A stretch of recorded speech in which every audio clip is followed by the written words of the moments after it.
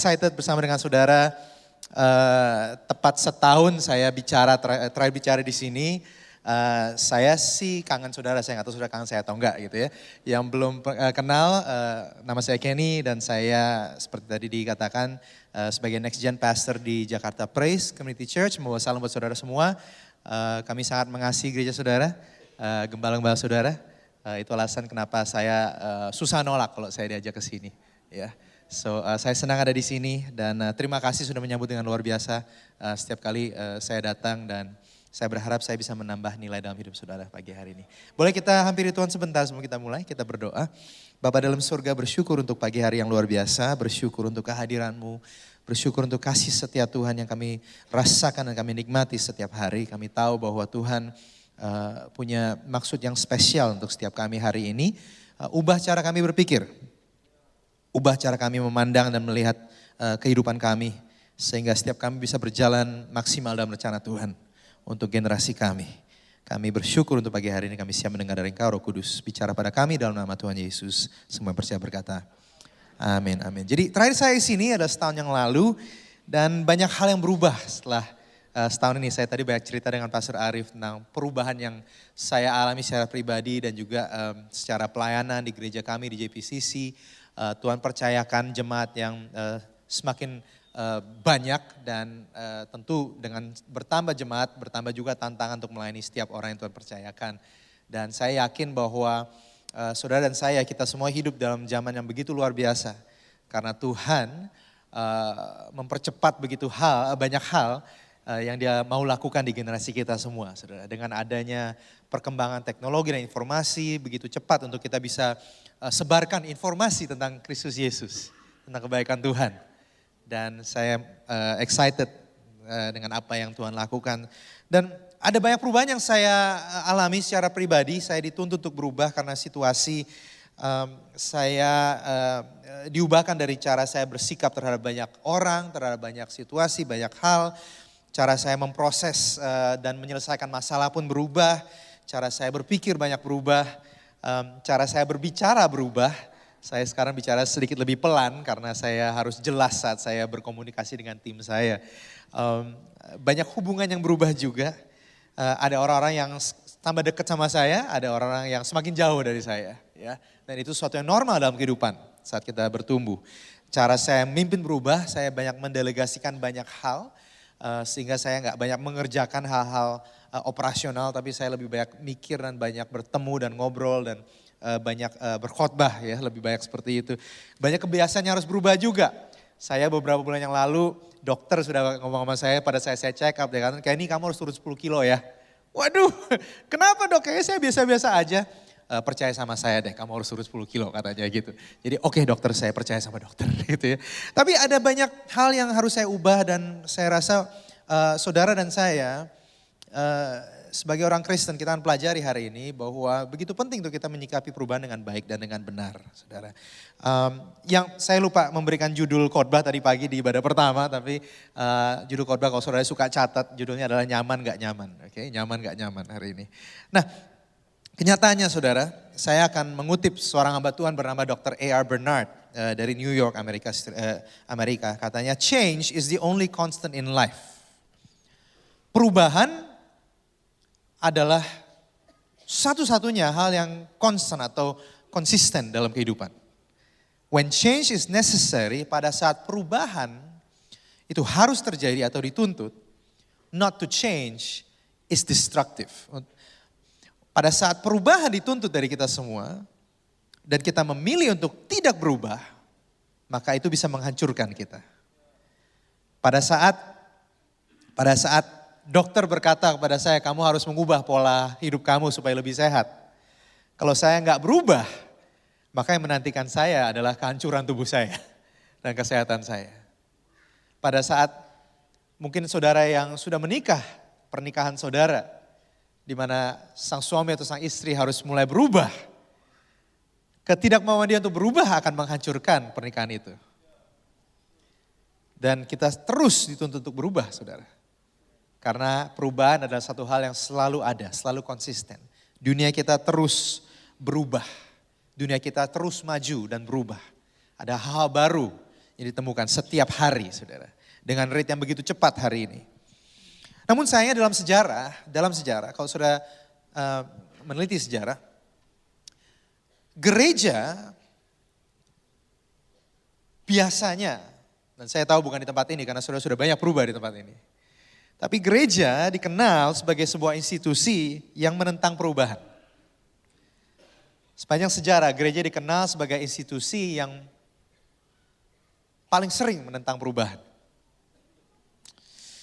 Dan gereja sebenarnya bukan gedung.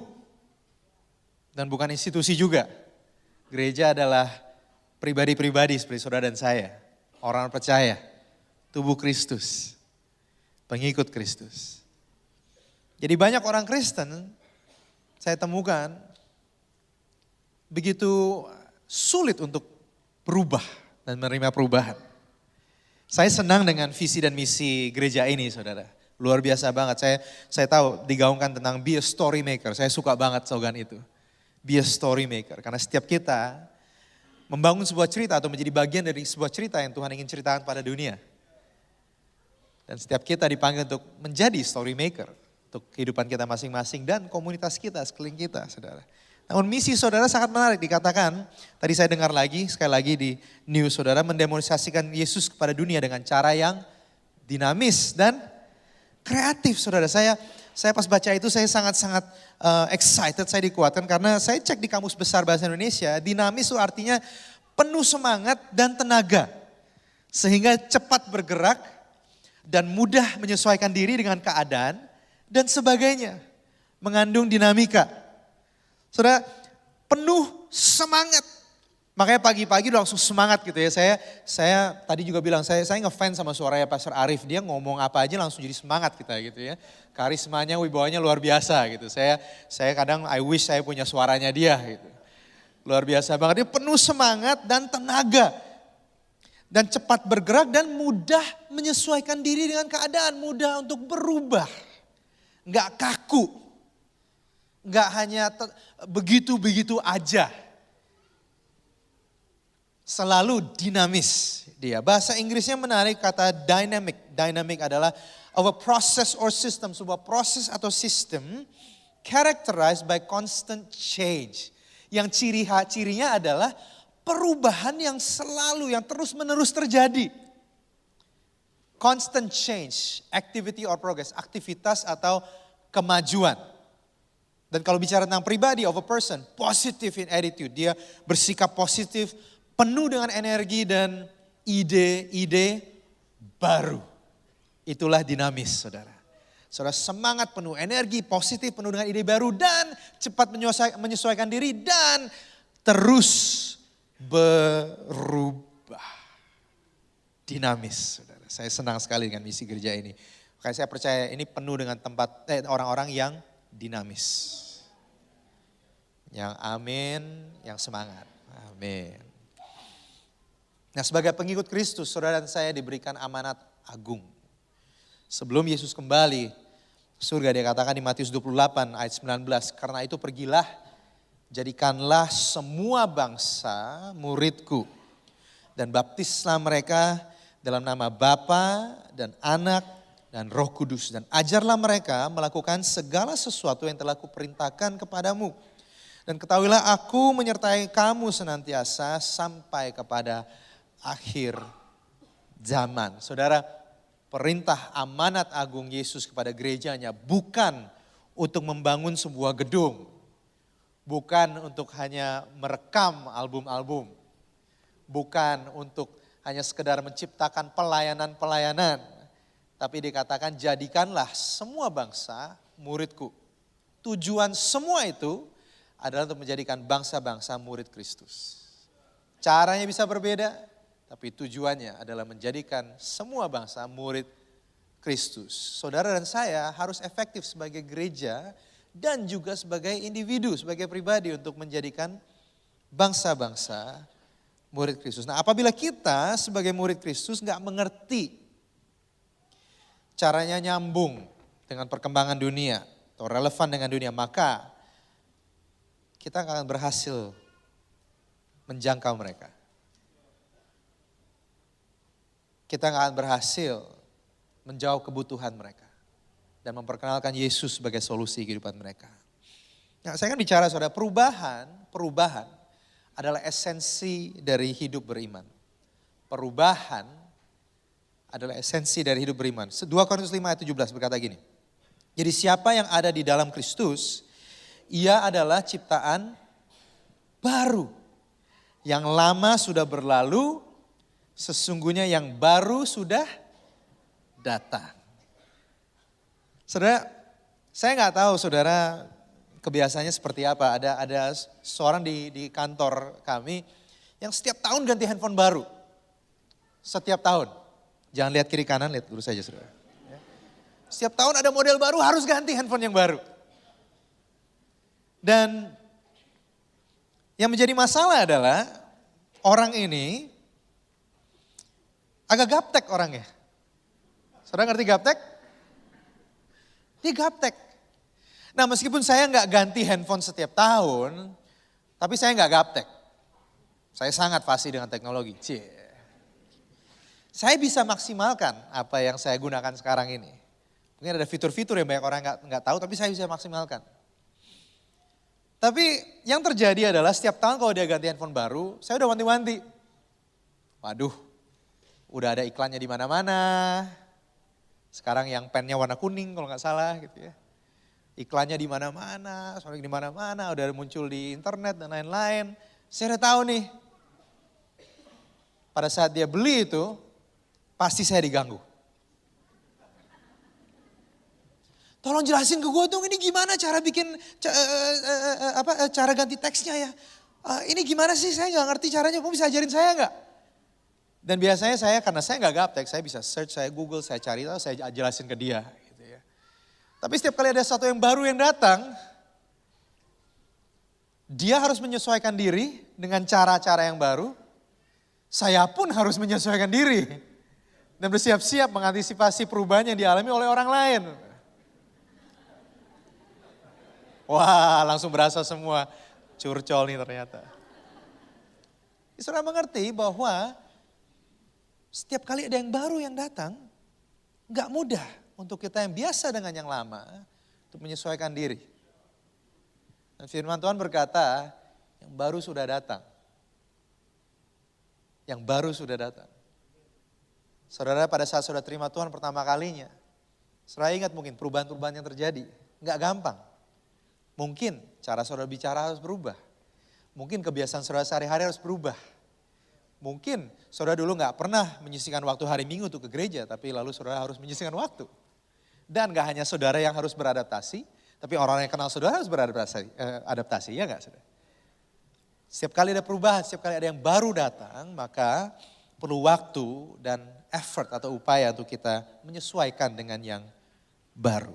Roma 12 ayat 2 berkata gini, janganlah kamu menjadi serupa dengan dunia ini, tapi berubahlah oleh pembaharuan budimu. Sehingga kamu dapat membedakan manakah kehendak Allah, apa yang baik, yang berkenan kepada Allah dan yang sempurna. Saudara dan saya, ini menarik saudara. Janganlah kamu menjadi serupa dengan dunia, tetapi berubahlah oleh pembaharuan budimu. Saudara, tanggung jawab untuk mengubah cara kita berpikir ada di kita saudara. Tuhan gak akan datang kepada saudara, lalu otak lo agak miring nih. Gue benerin ya, cerat. Gak begitu. Karena pada saat kita hidup beriman, maka salah satu tindakan iman yang kita lakukan adalah mengubah cara kita berpikir. Kita belajar, kita berpikir, kita cari tahu apa sih pemikiran yang keliru dan apa pemikiran baru yang harus saya adopsi. Apa pemandangan dan perspektif yang baru yang harus saya pelajari. Itulah pembaharuan budi kita. Apakah cara saya berpikir sesuai dengan firman Tuhan atau ini pola pikir dunia. Ada amin saudara? 2 Korintus 3 ayat 18. Maaf saudara. 2 Korintus 3 ayat 18 berkata, dan kita semua mencerminkan kemuliaan Tuhan dengan muka yang tidak berselubung. Dan karena kemuliaan itu datangnya dari Tuhan yang adalah roh. maka kita diubah menjadi serupa dengan gambarnya dalam kemuliaan yang semakin besar. Saudara, pada saat saudara mau berjalan dengan Tuhan, perubahan menjadi sesuatu yang selalu terjadi. Dikatakan di sini, kita diubah menjadi serupa dengan gambarnya dalam kemuliaan yang semakin besar. Dan kita gak berubah hanya karena kita bosan, saudara. Kita gak berubah hanya karena kita jenuh. Tapi karena ada tujuan. Ada gambarnya. Ada blueprintnya. Ada targetnya. Yaitu apa? Menjadi serupa dan segambar dengan Kristus Yesus. Efesus 4 ayat 21 sampai 24.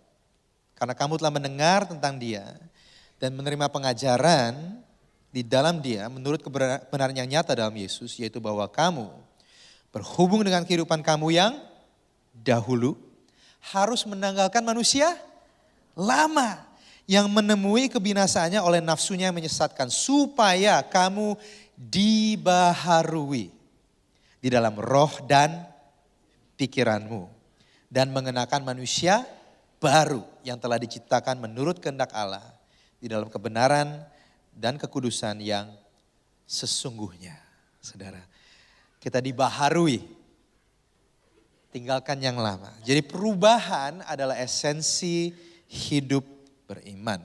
Kita terus diubah menjadi lebih seperti Kristus, berpikir seperti Dia, berperilaku seperti Dia, mengasihi seperti Dia, dan mengampuni seperti Dia. Ini menarik, saudara. Matius 5 ayat 13. Kamu adalah garam dunia. Jika garam itu menjadi tawar, dengan apakah ia diasinkan? Tidak ada lagi gunanya selain dibuang dan diinjak orang. Kamu adalah terang dunia. Kota yang terletak di atas gunung tidak mungkin tersembunyi. Lagi pula orang tidak menyalakan pelita lalu meletakkannya di bawah gantang, melainkan di atas kaki dian sehingga menerangi semua orang di dalam rumah itu. Demikianlah hendaknya terangmu bercahaya di depan orang, supaya mereka melihat perbuatanmu yang baik dan memuliakan Bapamu di surga. Saya minta tolong teman saya tadi, ada topik masih di sini? Masih ada? Atau ada yang bisa bantu saya maju ke depan? Mungkin, ya silakan. Bisa bantu saya? Boleh? Bisa maju ke depan sebentar? Kita kenalan dulu. Apa kabar? Oh, serem juga dari jauh di sini gede juga ya. Siapa namanya, sorry? Roland. Oke, Roland. Nah, saya mau ilustrasikan pada saudara tentang ayat ini. Bahwa saudara dan saya dipanggil untuk menjadi garam dan terang dunia. Nah, saya nggak bawa garam untuk jadi ilustrasi hari ini, saya akan pakai terang aja ya, saudara. Nah, saudara, Roland di sini akan mewakili dunia. Kamu nggak apa-apa jadi dunia ya? Kamu nggak duniawi kan? Wah enggak katanya, saya enggak duniawi. Tapi kalau jadi duniawi bisa? Oh bisa katanya, oke, sip, oke. Nah, Roland sebagai dunia, dia mungkin dalam kehidupannya dia berjalan. Roland bisa jalan sama saya? Kita jalan sama-sama ya, 1, 2, 3 kita jalan. Oke. Nah, saudara tahu bahwa dunia ini gelap. Dunia berjalan dalam kegelapan, karena terang sesungguhnya ada terang Allah. Dia gelap, oke kita balik lagi sana. Dunia terus berjalan. Dan Tuhan katakan bahwa gereja memiliki tanggung jawab atau tugas, atau bukan gereja tapi saudara dan saya orang Kristen, untuk menjadi terang bagi dunia. Terang, ini cukup terang ya. Terang bagi dunia. Sehingga kita bisa menuntun mereka untuk berjalan. Saudara, banyak orang yang hidup dalam kegelapan, kalau bicara soal hubungan dan pernikahan, atau bicara soal hidup berkeluarga, atau bicara soal keuangan, atau bicara soal panggilan hidup. Mereka nggak ngerti hidup ini buat apa ya. Dan mereka berjalan, orang bisa jalan sendiri ke sana. Sendirian dalam kegelapan. Nggak jelas arahnya. Kadang tersesat. Nggak ada yang nuntun dia nggak tahu harus kemana. Dia muter-muter, dia bisa bosen dan jenuh. Dan tugas gereja adalah untuk datang kepada dia, gereja dalam arti saudara dan saya, sebagai individu, sebagai kolektif bersama, dan memberikan dia terang. Yuk kita ke situ yuk. Kamu bisa lihat ya? Asik, kita jalan sama-sama. Saudara dan saya adalah terang dunia. Nah, lampu bisa dinyalakan sebentar? Kita adalah terang dunia. Masalahnya saudara, ini masalahnya. Dunia terus maju dan berkembang. Saudara tahu bagaimana perkembangan terjadi? Sama-sama ya, kita ambil satu langkah. Ada satu perubahan, satu langkah aja. Ada kemajuan, lalu ada penemuan baru, perubahan baru, dan mereka melangkah lagi. Maju lagi. Entah itu mungkin pemikiran baru, konsep baru, teknologi baru, apapun itu. Bahasa baru mungkin. Sama-sama, dan dia terus maju. Dia maju. Dunia terus maju dan berubah. Posisi dan lokasinya selalu berubah. Masalahnya, banyak orang Kristen yang tidak bisa cepat berubah, ditinggal oleh dunia. Mau jalan lebih cepat dari saya. Kita ada terang, dan dunia berjalan, dunia jalan. Dia jalan sudah berapa langkah, gereja masih begini.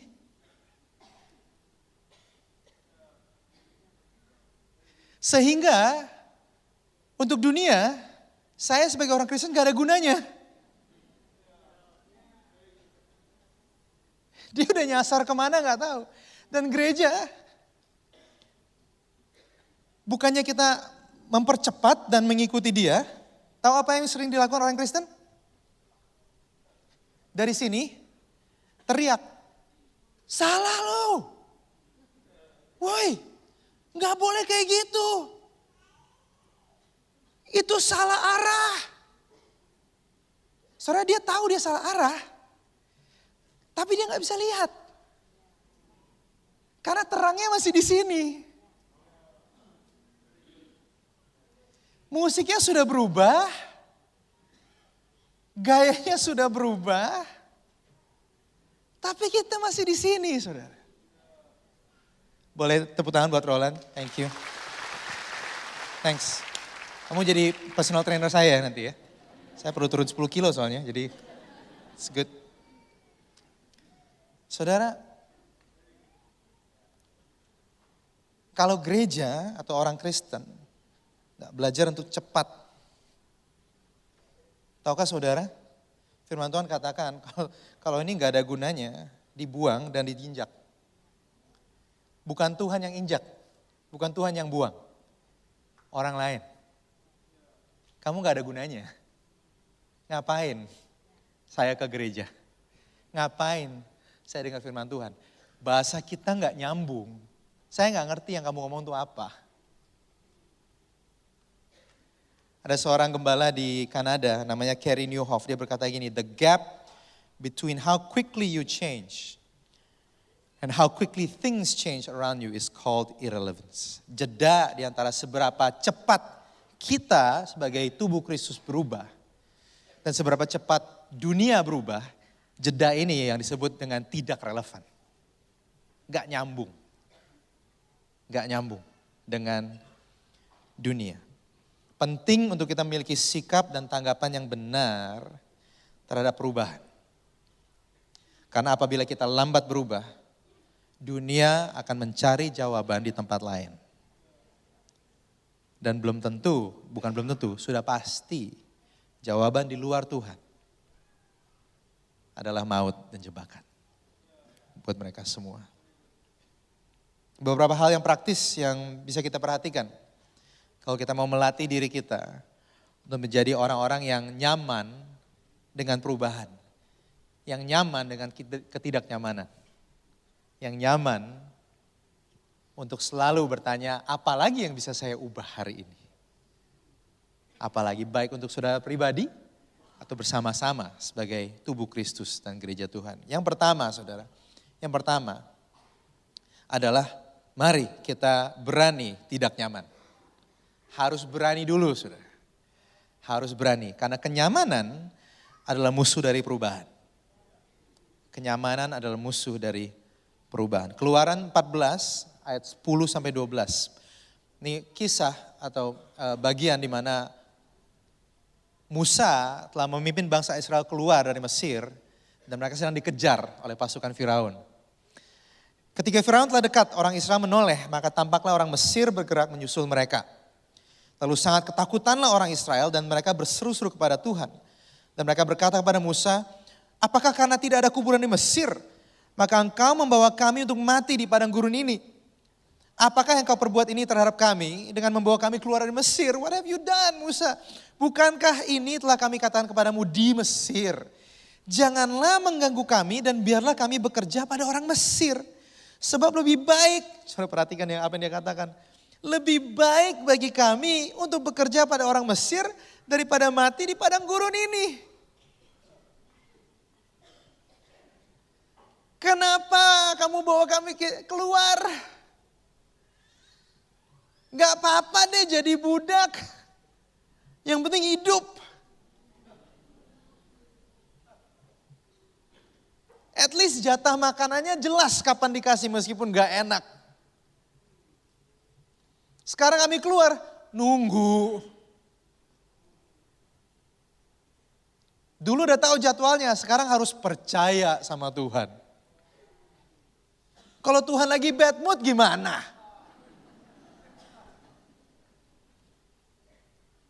Gak dapat roti, cuma di sprinkle abon dari atas.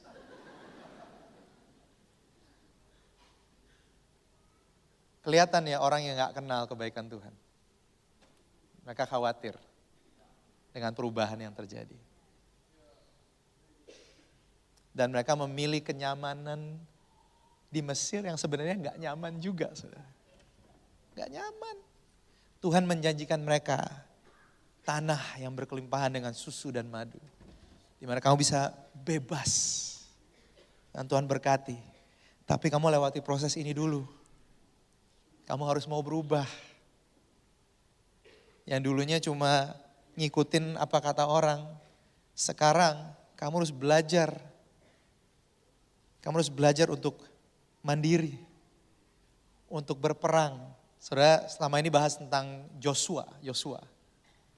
Dulu mereka cuma sibuk bangunan, arsitektur, petani.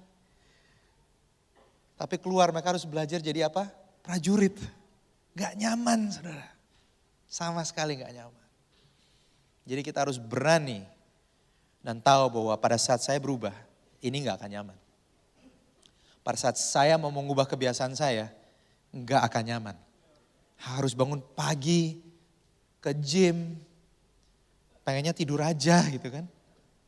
Harus perhatikan apa yang saya makan, harus perhatikan kapan seberapa lama saya istirahat. Gak nyaman sama sekali.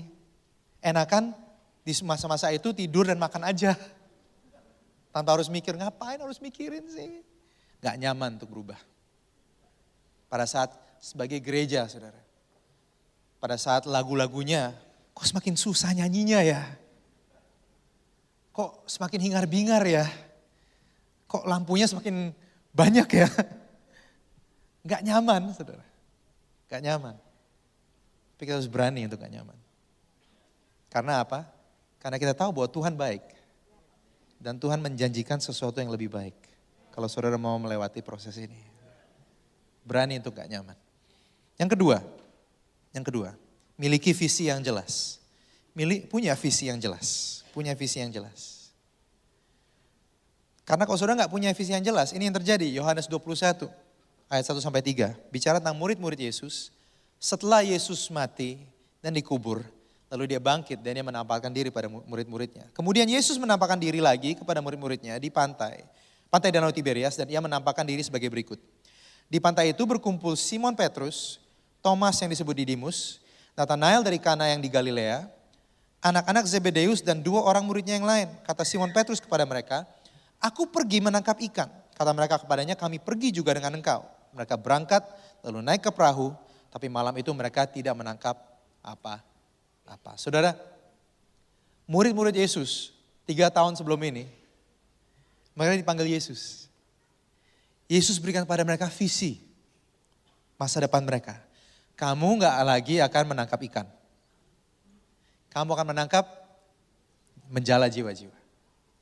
Wah, mereka ninggalin semuanya, mereka ikut Yesus penuh dengan harapan masa depan. Dan yang terjadi saudara, Yesus disalibkan, mati, dikuburkan. Dan visi mereka pun ikut mati dan dikuburkan. Sehingga saudara perhatikan apa yang mereka lakukan. Saat mereka kehilangan visi, kehilangan harapan, mereka kembali ke kehidupan mereka yang lama. Saudara, orang yang selalu kembali kenyamanan masa lalu adalah orang yang kehilangan visi.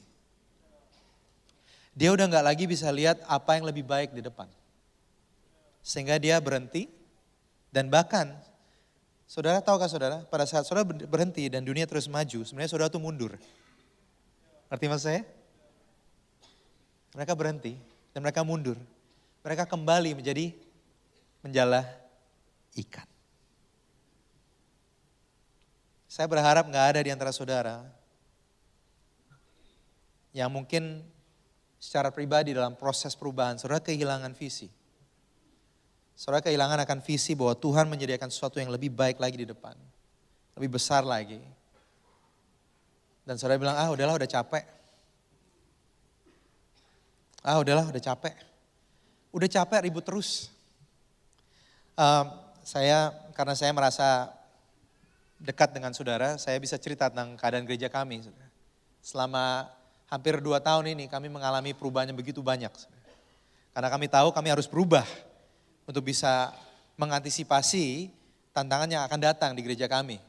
Di era yang baru, periode yang baru, kami harus selalu berubah. Dan ada hal-hal yang kami temukan sudah belasan tahun tidak diubah, saudara. Ada belasan tahun gak diubah. Dan setiap kali kami ingin mengubah sesuatu, saudara harus tahu bahwa di JPCC gak semuanya ada halo dan sayap malaikat, saudara. Kami semua manusia. Dan manusia sulit berubah, termasuk saya sendiri. Sulit berubah. Sehingga terjadi konflik. Terjadi gesekan demi gesekan. Ada yang gak terima dan keluar. Ada yang bertahan tapi ngomel terus. Ya, gak masalah saudara. Karena apa? Karena setiap kali kami berkumpul, yang akhirnya menyatukan kami adalah apa? Visi. Yang akhirnya menyatukan kami adalah apa? Ingat, Tuhan percayakan ini ke kita. Ini bukan milik kita, ini milik Tuhan. Dan Tuhan berikan visi bahwa melalui setiap kita, dia akan menjangkau begitu banyak orang dengan kasih-Nya. Jadi bagaimana kalau kita berusaha untuk bersatu? Kita berbeda pendapat, tapi yuk kita tetap berusaha. Karena apa? Karena kita pegang terus visi yang di depan. Sulit sesulit apapun, kita stay dan kita kerja. Supaya Tuhan dimuliakan. Dan saya yakin bukan kebetulan Yesus berkata pada saat kalau dunia melihat murid-muridnya saling mengasihi, itulah bukti bahwa kita ini murid Kristus. Terlepas dari perbedaan kita saling mengasihi. Tapi kita pegang terus visi yang ada di depan. Kita berkata enggak mau lagi cara yang dulu, kita mau coba yang baru. Sulit, enggak dimengerti, tapi kita lihat visi ke depan. Memberi kita kekuatan untuk terus maju.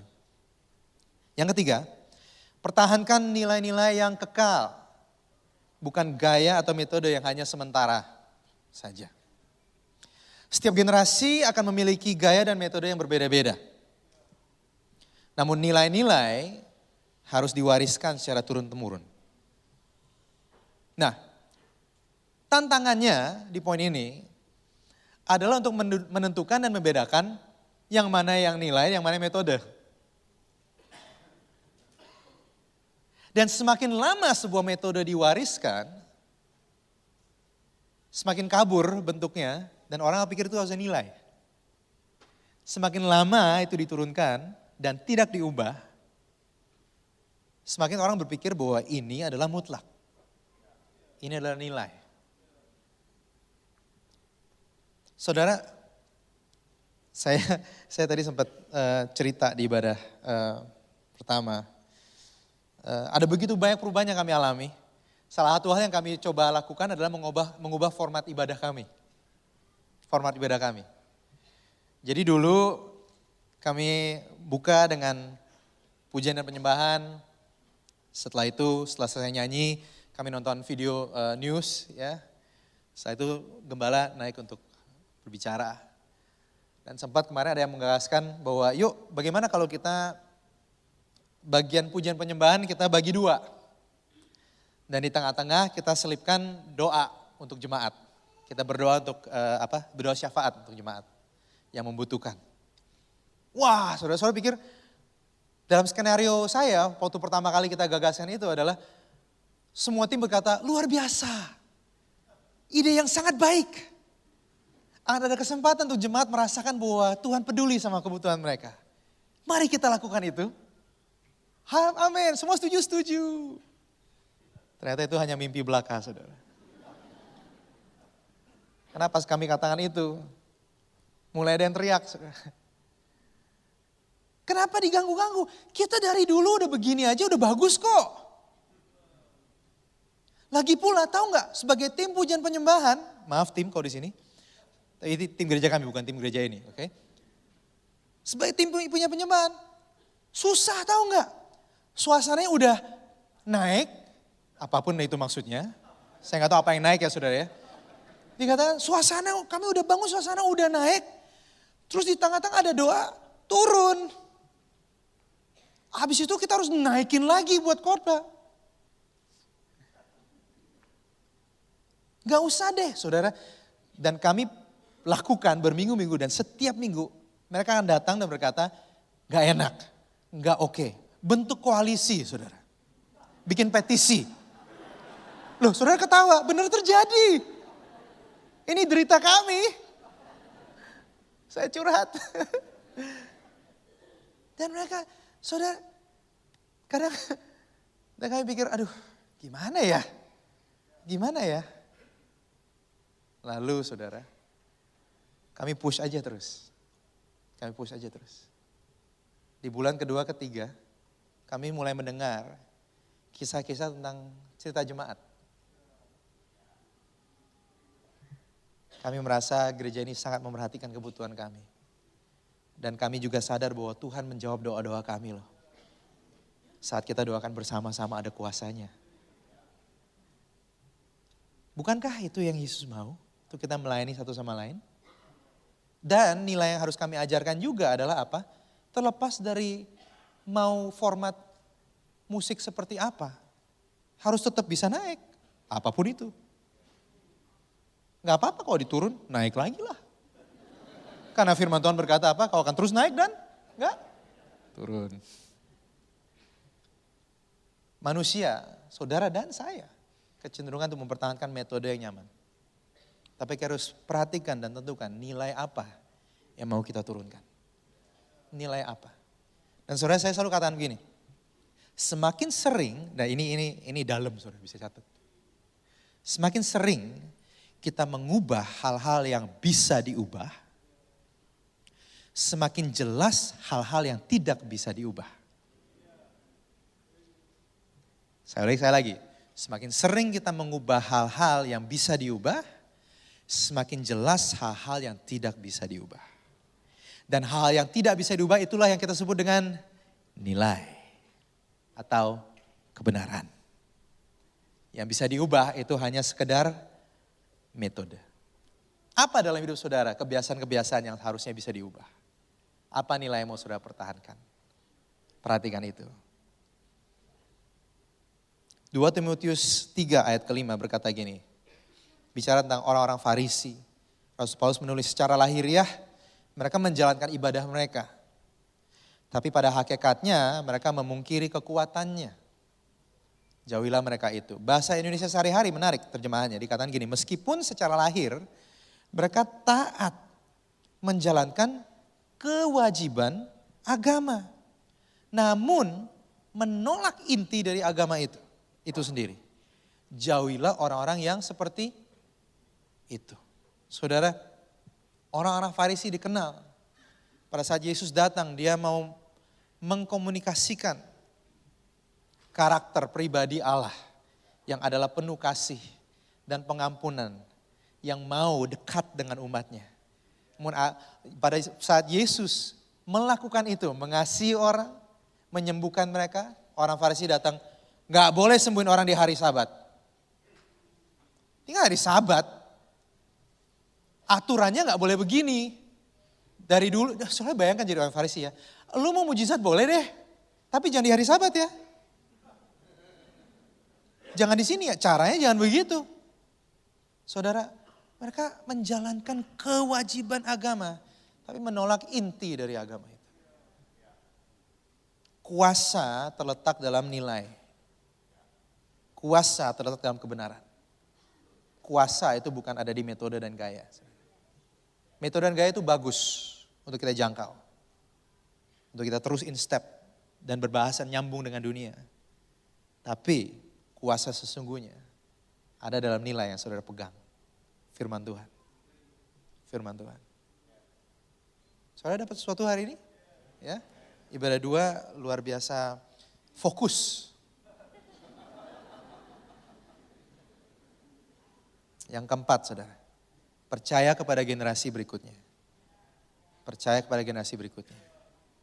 Dan ini saya nggak bicara kepada senior. Saya pun bicara kepada saudara yang masih muda. Karena suatu hari saya mau bernubuat saudara, saya dapat penglihatan dari Tuhan bahwa saudara pun akan jadi senior.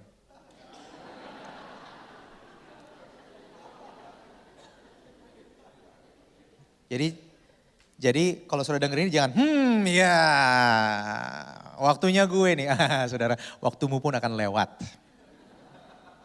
Jadi catat sekarang supaya suatu hari bisa dibaca. Percaya kepada generasi berikutnya. Musa mengeluarkan bangsa Israel dari Mesir. Tapi Yosua yang membawa mereka masuk ke tanah perjanjian. Nabi Elisa melakukan mujizat 2 kali lipat lebih banyak daripada Elia. Imam Eli enggak dengar panggilan dan suara Tuhan.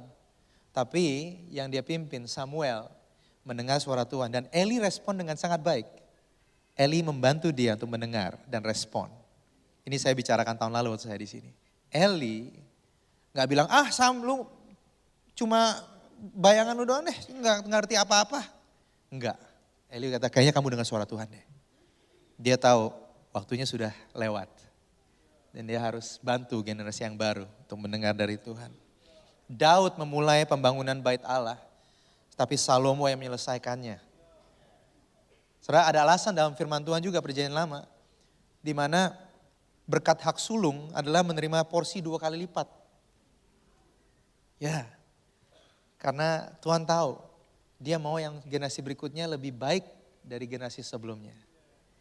Yesus pun berkata, Yohanes 14 ayat 12, bahwa aku berkata kepadamu sesungguhnya barang siapa percaya kepadaku, ia akan melakukan juga pekerjaan-pekerjaan yang aku lakukan, bahkan pekerjaan-pekerjaan yang lebih besar daripada itu. Saudara, Yesus sendiri gak terancam dengan orang-orang seperti saudara dan saya. Dan dia bilang, kamu tuh bisa lakukan lebih besar yang aku lakukan. Seorang pemimpin yang baik akan berkata itu kepada orang yang dipimpin. Kamu bisa lebih hebat daripada saya. Kamu bisa. Saya pun mengalami musim transisi bulan Januari kemarin. Saya sebenarnya sudah bukan lagi youth pastor, saya next gen pastor. Saya mengawasi dari usia bayi sampai usia 22 tahun. Saudara. Tapi masing-masing ada youth pastornya, ada youth pastor, ada kids pastor, ada university pastor. Dan saya harus melepas jabatan posisi sebagai youth pastor kepada orang yang baru. Dan pemimpin baru ini mungkin yang paling muda yang pernah kami percayakan itu. Dia usianya 24 tahun.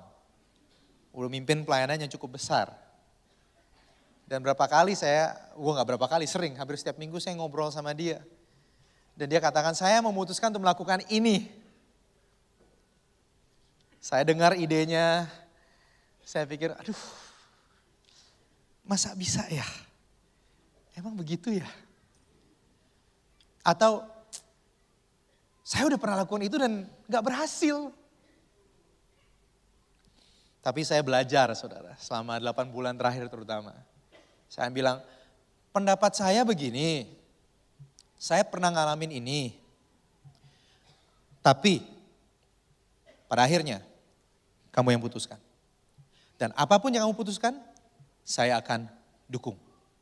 Saya ubah statementnya. Apapun yang kamu putuskan, saya kasih duitnya.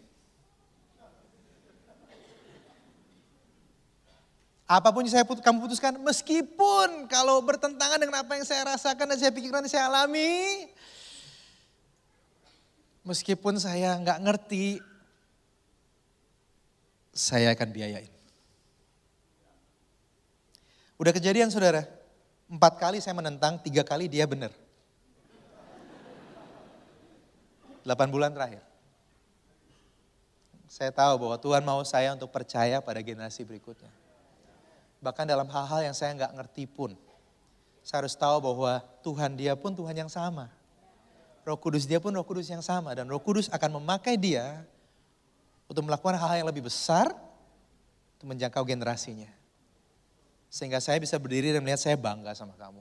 Minggu lalu saya ada team meeting dan saya panggil dia ke depan, saya bilang saya mau kalian semua tahu bahwa saya bangga banget sama dia. Saya bangga bahwa dia mengerti nilai-nilai kita yang dipertahankan dan saya bangga bahwa dia berani mengubah metode. Saya bangga sama dia. Kita harus percaya kepada generasi berikutnya. Jadi 4 hal ini saudara, berani, saya minta tim Resurrection untuk siap-siap. Berani keluar dari kenyamanan saudara.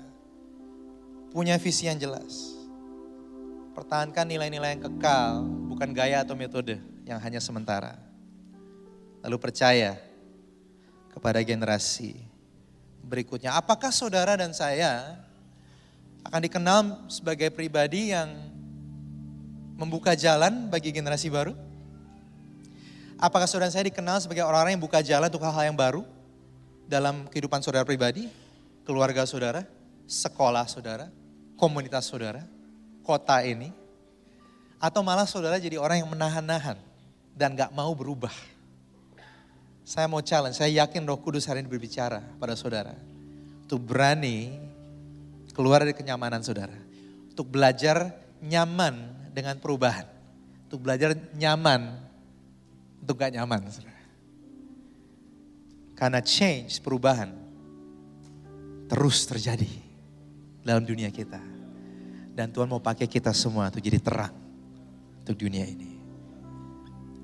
Tundukkan kepala saudara, pejamkan mata saudara. Terima kasih Tuhan Yesus. Pagi hari ini, kalau kau mendengar firman ini dan berkata, aku terbuka, membuka hatiku untuk Roh Kudus dan pikiranku untuk terus diubah oleh Tuhan.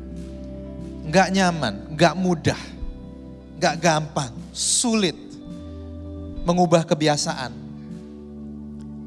Tapi saya tahu bahwa esensi dari hidup beriman adalah perubahan. Dan saya mau berubah. Berapapun usia saudara, apapun musim saudara, dimanapun posisi saudara, Tuhan terus memanggil kita untuk berubah. Semakin seperti Kristus, semakin efektif.